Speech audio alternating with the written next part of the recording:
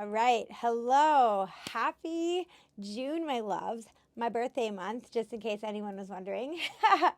So I am making this video for you because you're on my email database. And as I was just writing your June email, I got a calling to share with you guys this concept of upstairs and downstairs because it is something that has dropped in for me over the last couple months.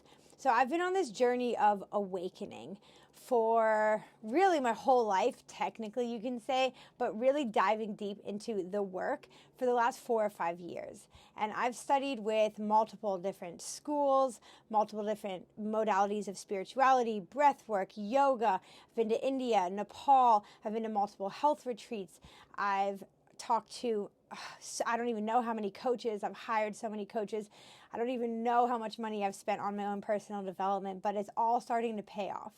And what I have really found in this searching is that everyone's kind of saying the same thing, more or less, in their own way.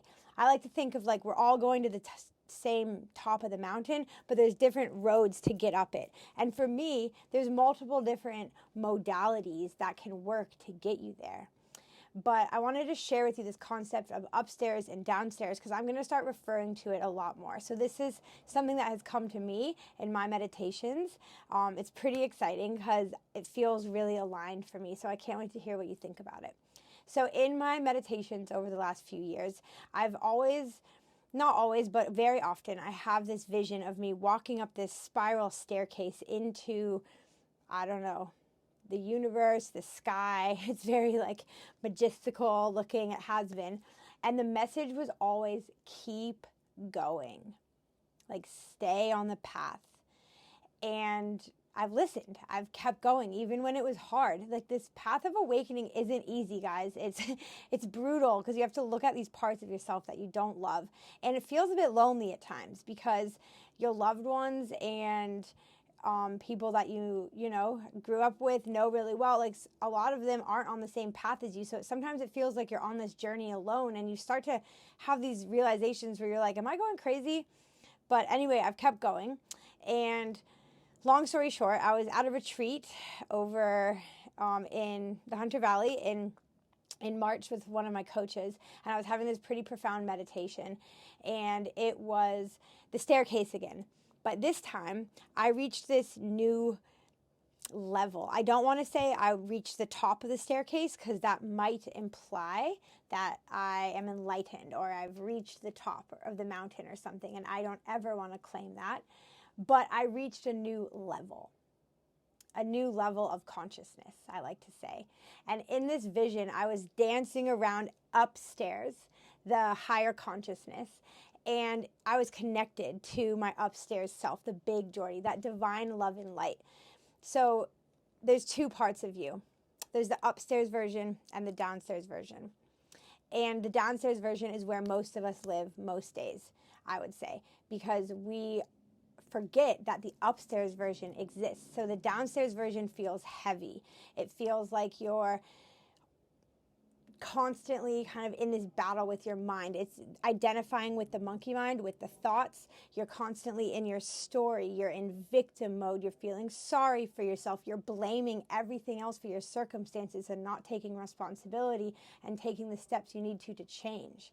So in this vision, in my meditation at the retreat, I was upstairs, I was dancing around, and I saw these trap doors, like underneath me, and I kept opening them up, and I could see the downstairs. I could see the ego world where we all live in most of the time, and I could see like people I love down there and just the general population, and I was kind of like, oh my God, everyone, like look upstairs. It's so much better up here.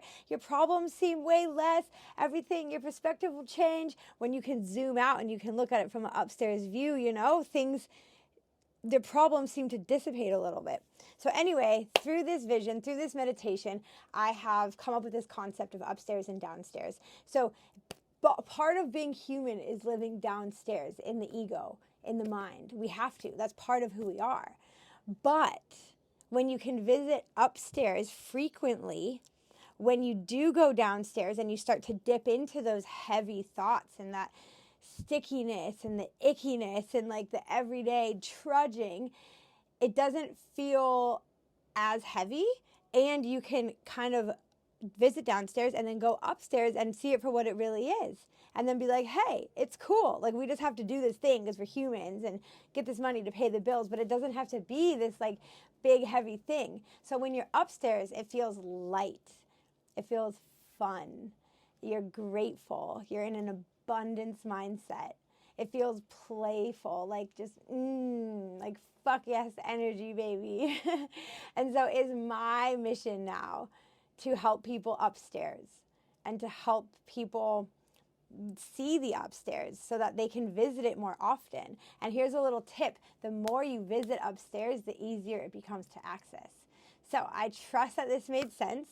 Please let me know your thoughts. I'm so excited to hear what you think about this. And yeah, that's all I'll leave you with this month. I can't wait to explore this more with you guys. Mwah. Love you all.